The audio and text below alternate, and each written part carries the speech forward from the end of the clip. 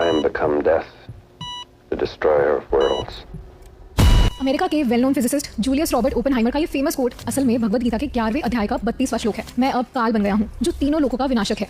कहते हैं ओपेनहाइमर भगवद गीता से काफी प्रभावित थे। भगवद गीता एक ऐसा ग्रंथ जो साइंटिस्ट के लिए भी एक मिस्ट्री बना हुआ है, जिसे आप जितनी बार भी पढ़ोगे उतनी बार सरप्राइज हो जाओगे।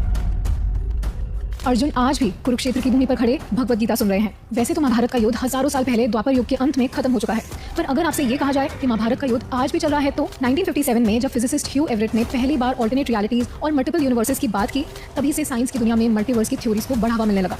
पर भगवद गीता के कुछ अध्यायों में इस पर पहले भी बात हो चुकी है। ये पूरा विश्व और इसमें बसने वाले सारे ब्रह्मांड मेरे अस्तित्व का एक छोटा सा हिस्सा है। गीता के 10वें अध्याय में कहे गए इस श्लोक से ये अंदाजा लगाया जा सकता है कि हमारे यूनिवर्स के अलावा भी ऐसे कई यूनिवर्सेस हैं जो श्री कृष्ण का हिस्सा हैं। भगवद गीता के 11वें अध्याय में श्री कृष्ण ने अर्जुन को बताया कि सारा ब्रह्मांड उन्हीं से बना है। अर्जुन के प्रार्थना करने पर श्री कृष्ण ने उन्हें अपना विश्व रूप दिखाया। उनके इस विश्व रूप के कई सारे सर थे, कई भुजाएं थी और उनके हाथों में अलग अलग अस्त्र थे।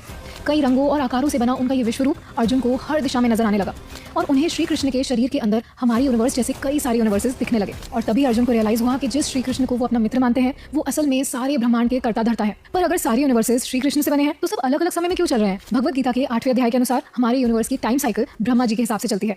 भगवत पुराण में ये कहा गया है कि हर यूनिवर्स में एक अलग ब्रह्मलोक है और वहाँ एक अलग ब्रह्मा जी हैं जो अपने यूनिवर्स की टाइम साइकिल को मेंटेन करते हैं और ये सभी टाइम साइकिल्स एक दूसरे से अलग हैं। अगर आप भगवत पुराण में मेंशन मल्टीवर्स के बारे में और जानना चाहते हैं तो हमारी ये वीडियो देख सकते हैं। वेदों के अनुसार ब्रह्मांड या यूनिवर्स के क्रिएटर ब्रह्मा जी को माना जाता है, पर ब्रह्म संहिता के अनुसार ब्रह्मा जी से ऊपर भी एक सुप्रीम एनर्जी है जो है श्री कृष्ण, जिन्हें द अल्टीमेट क्रिएटर माना जाता है।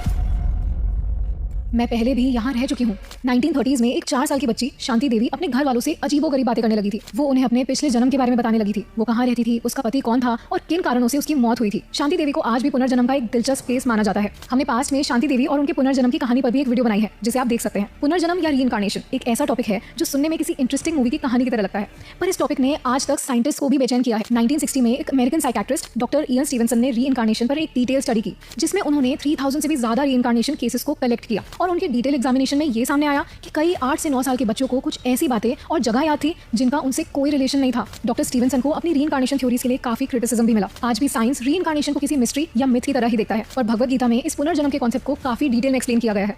भगवद गीता में श्री कृष्ण ने अर्जुन को यह समझाया है कि हमारा शरीर डिस्ट्रॉय हो सकता है पर हमारी आत्मा हमेशा अमर रहती है। गीता के 8वें अध्याय के 6ठे श्लोक के अनुसार जो बातें इंसान को उसकी मृत्यु के वक्त याद होती हैं वो उसकी आत्मा का एक हिस्सा बन जाती हैं और वही बातें वो दूसरे शरीर में जाने के बाद भी याद कर पाता है। इन्हें पॉपुलरली पास्ट लाइफ मेमोरीज कहते हैं, जिनकी सोर्स पे आज भी आर्ग्यूमेंट्स और डिबेट्स हो रहे हैं। भगवद गीता कहती है कि मृत्यु और पुनर्जन्म एक ऐसी नेवर एंडिंग साइकिल है जिससे आत्मा बार बार गुजरती है। पर क्या साइंस आत्मा को मानता है? डॉक्टर विल्डर पेनफील्ड ने अपनी book the mystery of mind में एक ऐसे एक्सपेरिमेंट को मेंशन किया है जिससे वो आत्मा की एक्जिस्टेंस को प्रूव करना चाहते थे।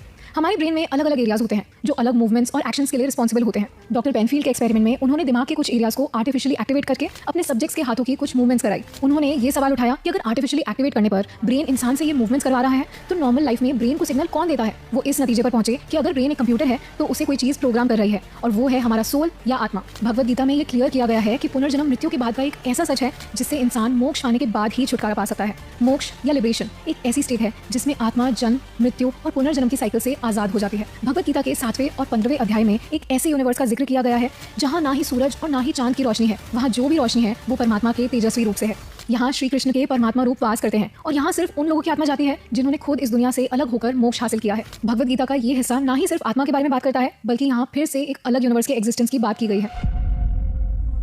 हमारी दुनिया सच में एग्जिस्ट ही नहीं करती। जिस आकाश से हम घिरे हुए हैं वो आकाश नहीं बल्कि हमारे फोन की स्क्रीन की तरह एक कांच है और हम एक सिमुलेशन यानी नकली दुनिया के कैरेक्टर्स हैं जिन्हें कोई कंट्रोल कर रहा है। 2003 में फिलोसोफर निक बॉस्ट्रॉम ने ये सिमुलेशन थ्योरी प्रपोज की थी जिसके मुताबिक हमें कोई future society of aliens control कर रही है और हमारी ये दुनिया हकीकत नहीं बल्कि एक इल्यूजन है। बट सरप्राइजिंगली इस इल्यूजन की बात कई सेंचुरीज पहले हमारे वेदों में हो चुकी है, जहाँ इसे माया कहा जाता है। माया एक छलावा, कुछ ऐसा जो असल में एग्जिस्ट ही नहीं करता। जैसे किसी सिमुलेशन गेम में हम अपनी मर्जी से हमारा वर्ल्ड डिजाइन कर सकते हैं और उसे डिलीट भी कर सकते हैं, कुछ इसी तरह भगवद गीता के अध्याय 9 के अनुसार श्री कृष्ण ने हमारे इस मटेरियल वर्ल्ड को और इसमें जी रहे सारे जीवों को बनाया है और वो ही इस दुनिया को डिस्ट्रॉय भी कर सकते हैं। तो जिस सिमुलेशन थ्योरी को साइंटिस्ट समझने की कोशिश कर रहे हैं वो शायद श्री कृष्ण ने भगवद गीता में ऑलरेडी एक्सप्लेन कर दी थी।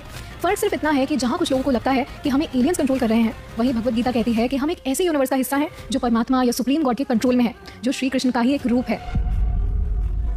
भगवद गीता में योग और मेडिटेशन के महत्व को बार बार बताया गया है, पर क्या आप जानते हैं कि मेडिटेशन की ताकत से दुनिया में हो रहे क्राइम को भी खत्म किया जा सकता है? साल 1993 अमेरिका के वॉशिंगटन डीसी का एक छोटा सा शहर जुर्म और बुराई से पीड़ित था। जहां एक तरफ शहर की पुलिस क्राइम्स को कम करने की कोशिश में लगी थी, वहीं कुछ साइंटिस्ट ने यहाँ एक एक्सपेरिमेंट करने का सोचा, the transcendental meditation and TM Siddhi program. इस एक्सपेरिमेंट में उस छोटे टाउन के 4000 लोगों ने पार्ट लिया और इनसे 6 हफ्तों तक मेडिटेशन करवाया गया। इसके रिजल्ट्स हैरान कर देने वाले थे। 6 हफ्तों के अंदर उस जगह का क्राइम रेट 23% कम हो गया। भगवद गीता भी हमें यही सिखाती है।